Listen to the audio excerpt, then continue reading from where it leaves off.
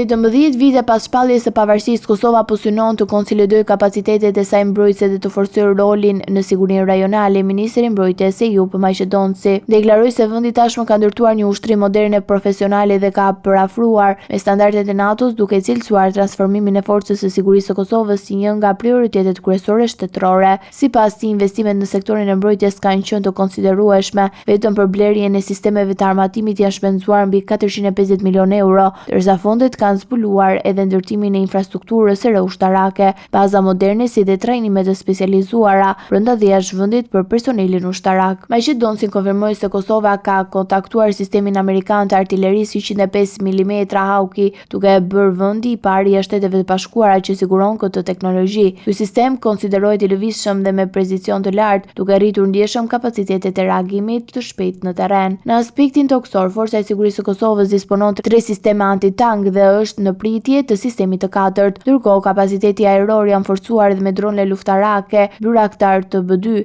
prodhim turk, si dhe në sistemin amerikan Puma dhe drone kimikaz që përdoren për misione zbulimi dhe goditje precize. Autoritetet kanë bërë të ditur gjithashtu se janë në proces të sigurimit të helikopterëve multifunksional, të cilët do të shërbejnë për operacione emergjente, transport dhe mbështetje ushtarake. Ministri theksoi se objektiva është që Kosova të qëndrojë mes vendeve më të përgatitura ushtarakisht në rajonin e Ballkanit Perëndimor, duke i përjashtuar Serbinë për shkak të kapaciteteve të saj më të mëdha. Ai shtoi se çdo qytetar i Kosovës ka mundësi të aplikojë për të bërë pjesë e forcës së sigurisë së vullnetar, duke konsideruar këtë një kontribut të drejtë për sigurinë kombëtare. Transformimi i FSK-s shihet nga autoritetet si një hap strategjik për forcimin e sovranitetit dhe për rritjen e bashkëpunimit me partnerë ndërkombëtar të sigurisë.